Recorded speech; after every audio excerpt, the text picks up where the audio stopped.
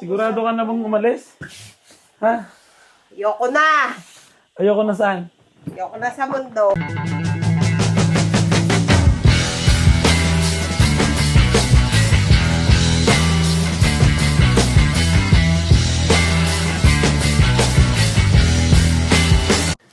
Hi! Another day, another vlog! So, nagpre-prepare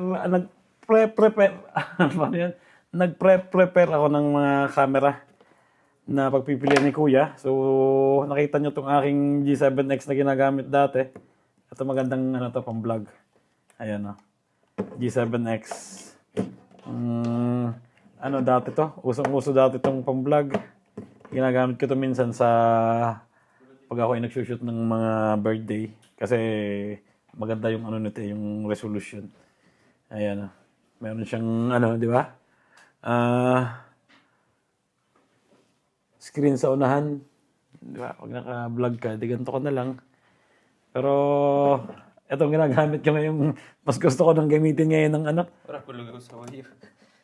Meron din pala siya. Mas gusto ko nang gamitin ngayon ng action cam. Itong action cam na to. Kasi alam nyo na, sobrang liit lang. Hindi yung mga bulky. Meron din ako na to. Itong ginagamit ko rin dati sa pagpa-vlog. Canon M50. So, si Kuya hinihiram yung G7X para gagamitin niya sa pagpunta sa Canada. Sa Sabado. Pa-flight na sila. Ito, sobrang ganda na rin ito. Papakita ko sa inyo kung gano'ng kaganda to. So, bibidyohan natin. Si Posty, yung asa namin, bibidyohan ka. Ayun, bidyohan natin si Posty ng isang maganda-ganda. At nangungulit siya ngayon eh. Posty!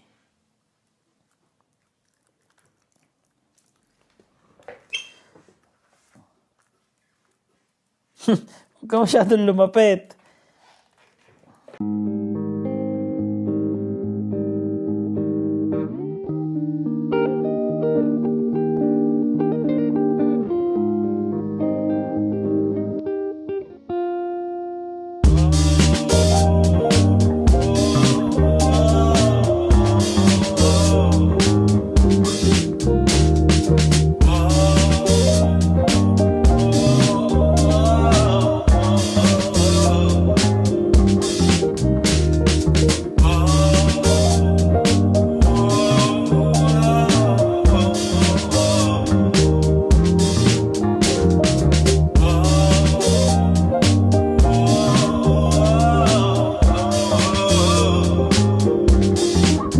So yun, tatago ko na ulit ang aking camera.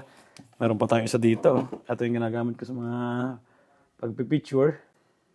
Ayan, mga lens dito. Mga lens na pang mga photography. 35mm yata to. Ayan. Tapos ito 50mm pag yung gusto nyo background niya blur. Di ba? At ito yung lens ng puting camera na Canon. Ano pa? Meron tayo ditong pang wide lens, pang vlog. Itong 11mm to 22. Ayan. Yun lang. Nagustuhan ni Kuya yung maliit lang eh. Di ba? Katulad ng itong camera na to, sobrang liit. Pwede mo ilagay sa bulsa. Walang problema, di ba? Ayan. Isa sa favorite kong camera to. Magandang vlog, maganda yung audio. At malinaw ang kuha. Di ba? Andito si Mrs. Nagre-ready na siya ng maleta. Ayan Ay, lock pala. Ang hahanapin. Sigurado ka na bang umalis? Ha? Ayoko na. Ayoko na saan? Ayoko na sa mundo. Ay, Ilang kilo lang ba ang pwede doon? Konti lang yung dapat dali ni Kuya kasi 23 kilos lang pala yung pwede sa pagpapunta sa tawag dito, Canada. Quanto na pesa? 25. Oh, 12 12 pa lang yan. Vero? Basta kasi. Doon daw, doon ko mamimili. Dami pero siguro ni Kuya, doon daw mamimili ng So 12 kilos pa lang yung laman ng niya, maleta. Huwag na daw punuin dahil pagbalik niya, lalagyan niya ng mga laman. Salubong ko. Ha? Pasalubong. Debo trabaho na. Black. Yung si Mrs. Pinaplansya na yung mga susuotin. May metal kaya Madadalhin pa yan. Ay, yung case. Pang ano yan pang mga bigatin. Kaya nga, in case, no? Ay, pagod na naman. Bigate ng mga tao doon. Tapos pupunta rin si na kuya sa Niagara Falls. Saan ba yun? Sa Toronto? Sabi ni Mami, nagaraya. Nagaraya Falls daw. Sabi ni mama ni Mrs. Nagaraya Falls. Anong flavor down? Toronto yun, Chi? O pure, manghiram ka Ha? lang ng sign. Chi? Oh. O Toronto.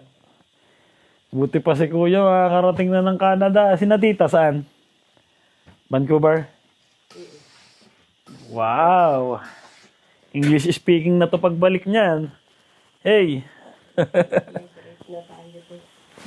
Sabi ni Mrs. doon na din daw kami tumira sa Canada Pagkatapos ng hirap na hirap tayo matutong mag-Italyan, lilipat tayo doon. Mahirapan na.